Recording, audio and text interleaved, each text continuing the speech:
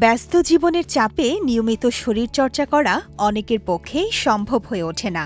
Office, পড়াশোনা ও পারিবারিক দায়িত্বের মাঝে দীর্ঘ সময় বসে থাকা এবং কম শারীরিক নড়াচড়া ধীরে ধীরে শরীরকে নিষ্ক্রিয় করে তোলে। এর ফলে ওজন বৃদ্ধি, কর্মশক্তি হ্রাস এবং নানা শারীরিক জটিলতা দেখা দিতে পারে। তবে সুস্থ ও সক্রিয় থাকতে সবসময় জিম বা কঠোর ব্যায়ামের প্রয়োজন নেই। দৈনন্দিন জীবনের ছোট ছোট কিছু অভ্যাস পরিবর্তন করলেই শরীরকে রাখা যায় ফিট ও প্রাণবন্ত। নিচে এমনই ৭টি সহজ উপায় তুলে ধরা হলো। হাঁটা সবচেয়ে সহজ ও কার্যকর শারীরিক কার্যকলাপ। প্রতিদিন অন্তত ২০ থেকে ৩০ মিনিট হাঁটলে রক্ত সঞ্চালন বাড়ে, শরীর সক্রিয় থাকে এবং মানসিক সতেজতাও আসে। লিফটের পরিবর্তে সিঁড়ি ব্যবহার করার অভ্যাস গড়ে তুলুন। এটি পায়ের পেশি শক্তিশালী করে, ক্যালোরি বার্ন করে এবং হার্টের কার্যক্ষমতা উন্নত করে।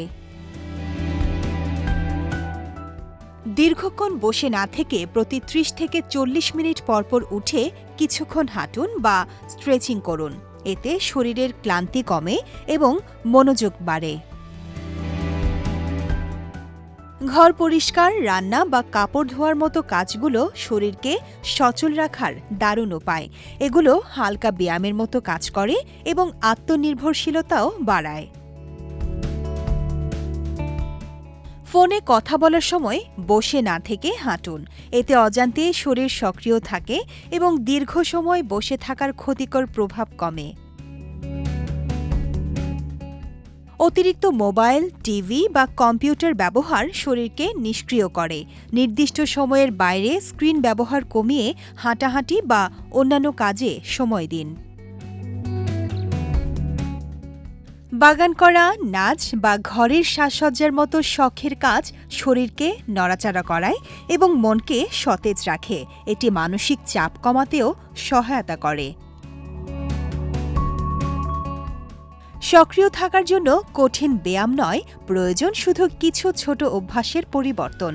হাঁটা, নড়াচড়া, ঘরের কাজ কিংবা শখের কাজ, এসব মিলেই আপনি সহজেই রাখতে পারেন শরীরকে সুস্থ, মনকে প্রফুল্ল এবং জীবনকে আরও প্রাণবন্ত।